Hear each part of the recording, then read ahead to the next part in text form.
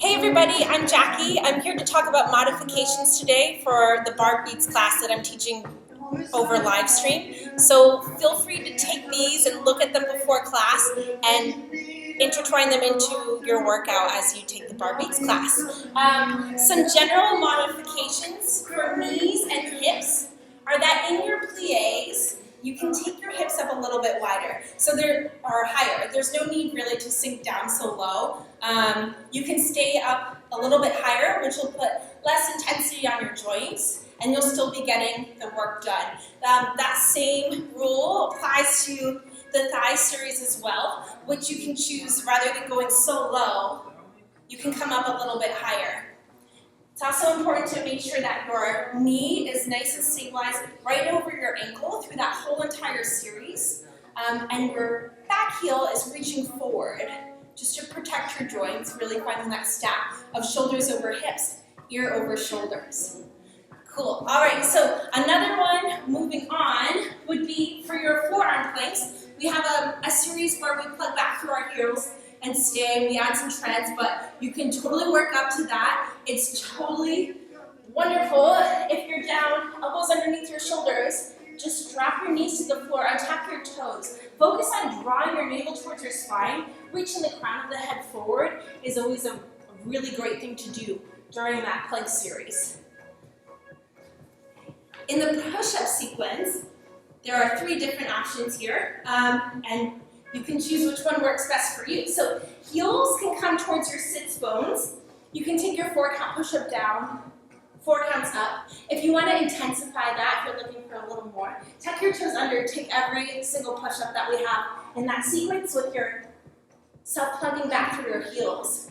Another good option if you have wrist issues or if you're pregnant, you can come to the bar or come to your wall or a steady countertop, whatever you have at home that is good for you to work on. And take yourself at an angle and then use the countertop or steady surface to use as your push-up option.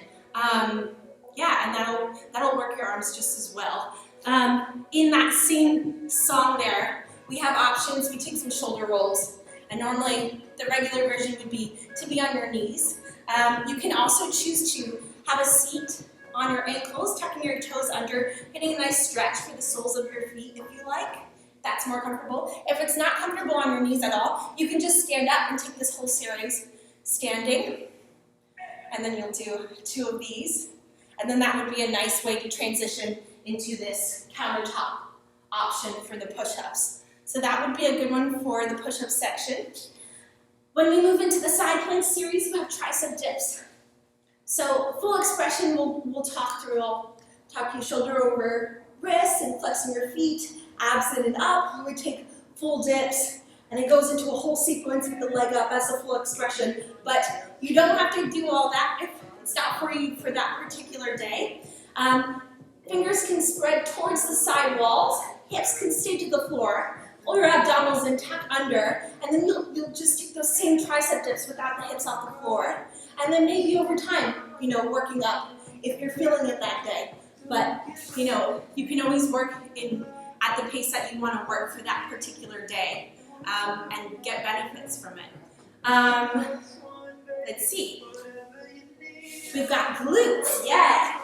So for our glute section, we take this one in a tabletop position for the time being. Hands wider than our shoulders, knees underneath our hips. So you can take this all here if you like. If it's not, if you need to get off your wrist for this time being, you can come back to the countertop. Feet would go parallel. Tuck your tailbone under. Extend your leg behind you and flex your foot. So then you would take the whole series that I'm cueing on the floor. You can take it all up here. So you would do the same thing, in and hold, all of this business. When you got to the turnout section, this would all stay the same. Long leg extend, you could still touch and extend. And then pulse it up to finish.